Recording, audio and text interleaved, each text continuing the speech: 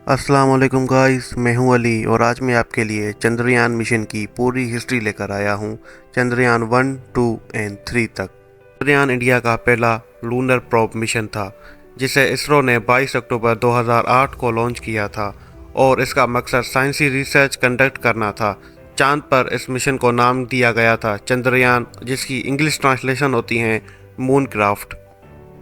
चंद्रयान 1 के जो की ऑब्जेक्टिव्स थे उनमें था हाई रेजोल्यूशन मैपिंग। इस मिशन का मकसद था लूनर सरफेस का एक 3D मैप बनाना, जिसकी मदद से बाद में लूनर सरफेस की टोपोग्राफी और मिनरलोजी को स्टडी कर सकें। और इन सारी चीज़ों ने साइंटिस्ट को काफ़ी हेल्प भी की मून की जियोलॉजी और एवोल्यूशन को समझने में। दूसरा ऑब्जेक्टिव था मिनरलोजी स्टडीज़। चंद्रयान 1 में एक इंस्ट्रूमेंट लगाया गया था जिसे मून इम्पैक्ट प्रोब कहते हैं, MIP, जिसे डिज़ाइन किया गया था लूनर सरफेस की कंपोजिशन को स्टडी करने के लिए, जिसके लिए मून पर मौजूद मिनरल्स की ज़रूरत थी। उसके बाद आता है प्रेजेंस ऑफ वाटर। चंद्रयान 1 की सबसे बड़ी कामयाबी थी मून पर पानी के मॉलिक्यूल्स को ढूंढना, और यह खोज की गई थी MIP-S के ज़रिए। उसके बाद आता है लूनर एटमॉस्फेयर। चंद्रयान 1 ने स्टडी किया एक्सोफेयर को, जो कि चांद के ऊपर गैसेस से बनी एक बहुत ही बारीक थिन सी लेयर होती हैं, जिसने साइंटिस्ट को हेल्प किया एक्सोफेयर की कंपोजिशन और डायनामिक्स को समझने में। Search of helium.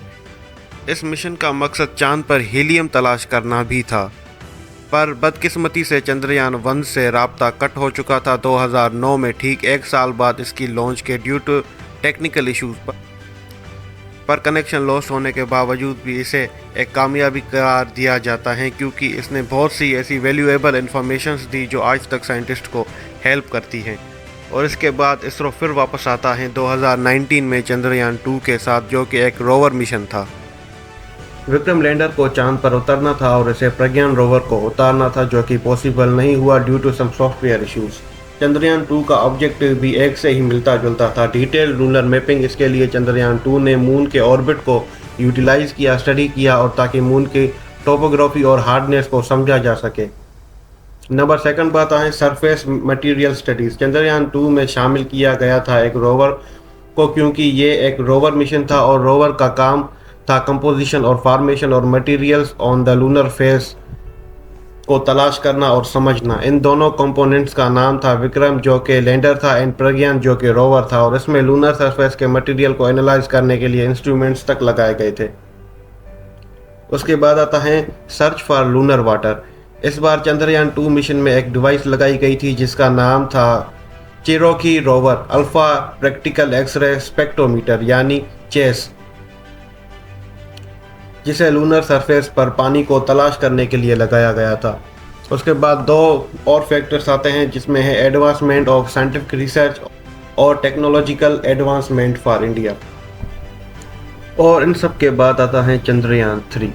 चंद्रयान 3 को लॉन्च करने का मकसद सिंपल था, वही मकसद जिसको चंद्रयान 2 को पूरा करना था, पर अनफॉर्चुनेटली वो पूरा ना कर सका। पर फिर भी इसरो ने अपनी गलतियों से सीखा और इस बाद बहुत सी मॉडिफिकेशंस की चंद्रयान 3 में, ताकि कोई भी गलती की गुंजाइश ना हो।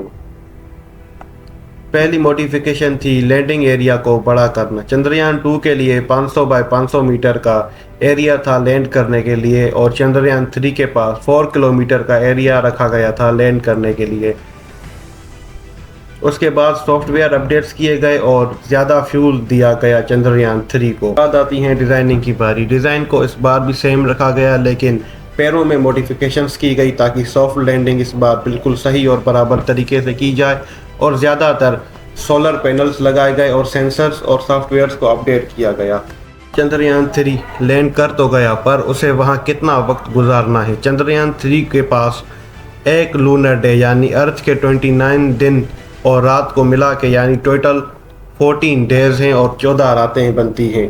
पर मसला यहाँ यह था कि चंद्रयान 3 को लूनर डेज के लिए बनाया गया था, लूनर नाइट्स के लिए नहीं, क्योंकि लूनर नाइट्स हद से ज़्यादा ठंडी होती हैं, जिसमें किसी भी मशीन या इंस्ट्रूमेंट का काम करना पॉसिबल नहीं था। अब आते हैं मशीन पे और उसमें लगे इंस्ट्रूमेंट्स पे। सबसे पहले तो बात करेंगे विक्रम लैंडर की। विक्रम लैंडर का जो वेट था वो था 1750 किलोमीटर और उसमें शामिल रोवर का वेट था 26 केजी और ये डिवाइडेड था 2 पार्ट्स में, एक लैंडर और दूसरा रोवर मॉड्यूल और दूसरा था प्रोपोर्शनल मॉड्यूल।